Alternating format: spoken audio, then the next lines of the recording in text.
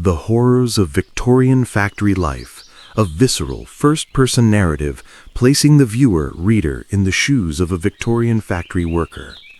It's a brutal tour through a day of misery, from the abusive wake-up bell and inedible food to the lethal machinery, toxic air, deafening noise, cruel supervisors, and the soul-crushing commute home.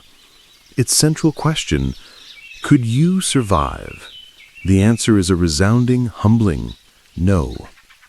The Suppression of the Bacchanalia tells the story of the Bacchanalia, the wild, ecstatic Roman cult of Bacchus, Dionysus.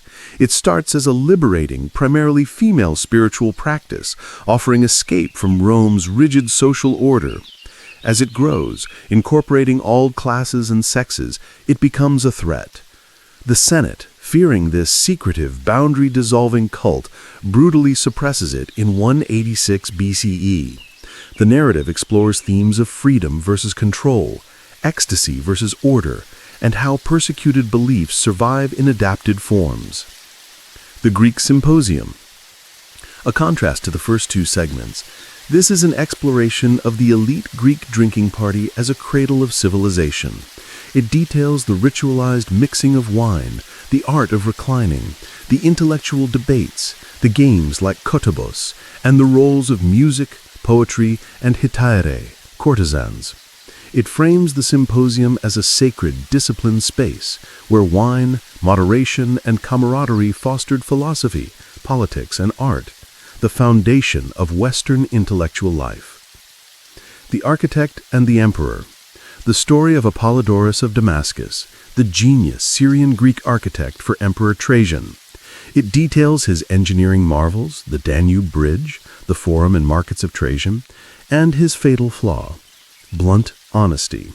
His downfall comes under the next emperor, Hadrian, an amateur architect whose designs Apollodorus mocked.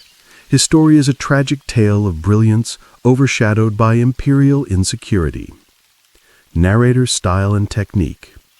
Modern analogy and humor. Uses contemporary references like lumbar support, Wi-Fi, emotional support dogs, and 5-second rule to make historical suffering relatable and darkly funny. Immersive second-person point of view.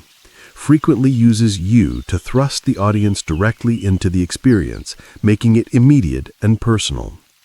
Vivid and sensory language. Appeals to all senses, the sound of the machinery, the taste of the bread, the smell of the air, the feeling of the clothes. Rhythmic conversational delivery. The text reads like a compelling script with perfect pauses, repetitions, and rhetorical questions. Thematic resonance. All stories explore the clash between individual human needs for freedom, joy, creativity, recognition, and the systems that seek to control them: industrial capitalism, the Roman state, imperial ego. Overall tone. It's educational entertainment of the highest order. The narrator strikes a masterful balance between horror and compassion for the Victorian worker, fascination and critique of Roman power structures, admiration and analysis of Greek cultural rituals, awe and tragedy for the architect's fate. The closing lines of each segment are particularly powerful, often delivering a poignant, philosophical punchline that connects the ancient past to our modern lives. In essence, this is a brilliantly crafted piece that uses history not just to inform, but to make us feel, question, and appreciate the often invisible structures of our own world. It's a reminder of the human cost of progress, the eternal tension between order and liberation, and the fragile fate of genius.